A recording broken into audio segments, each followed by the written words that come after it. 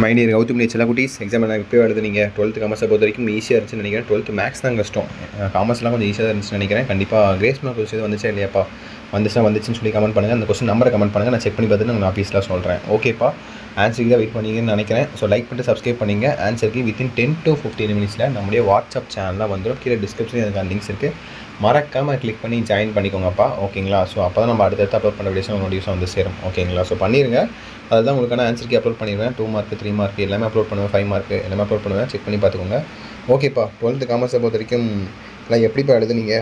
So அவ்வளோதான், எண்டுக்கு வந்துட்டீங்க. 12th ஸ்கூல் லைஃபோட எண்டுக்கு வந்துட்டீங்க. இன்னும் அடுத்த ஒரே எக்ஸாம் தான் இருக்குது, கம்ப்யூட்டர் அப்ளிகேஷன். அதை முடிஞ்சதுன்னா முடிஞ்சு சோலி. ஸோ ஓகேப்பா, இந்த எக்ஸாம் எப்படி எழுதுனீங்க? 12th காமர்ஸ் எக்ஸாம் ஈஸியாக, டஃப்பாக, இல்லை மாட்ரேட்டாக? நான் கேள்விப்பட்ட வரைக்கும் ரொம்ப ஈஸியாக சொல்ல முடியாது, ரொம்ப கஷ்டம் சொல்ல முடியாது. மாட்ரேட்டாக இருந்துச்சு ப்ரோ, ஓகே தான் அப்படின்னு சொல்லியிருக்கீங்க. ஸோ பொறுத்து வந்து பார்க்கலாம், ரிசல்ட் வந்து தான் தெரியும்.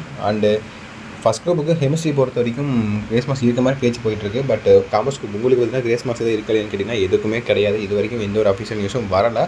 வந்தால் கண்டிப்பாக நான் உங்களுக்கு ஆஃபீஸில் நம்ம பேஜில் நான் உங்களுக்கு அப்டேட் பண்ணுறேன். ஓகேங்களா? ஸோ அது வரையும் வெயிட் பண்ணுங்கள்.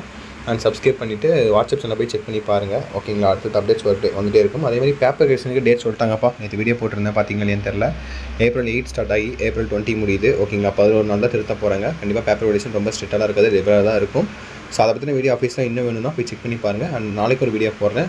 ஸோ பேப்பர் வேலிடேஷன் வீடியோ வேணும்னா ஹார்ட் கமெண்ட் பண்ணிவிடுங்க. ஓகேவா? பிளாக் கலர் ஹார்ட் கமெண்ட் பண்ணுங்கள். ஓகே சில குட்டீஸ் தச்சிட்டு நினைக்கிறேன்ப்பா. வீடியோ என் பண்ணிக்கலாம். பை ஸ்டூடெண்ட்ஸ், பாய்.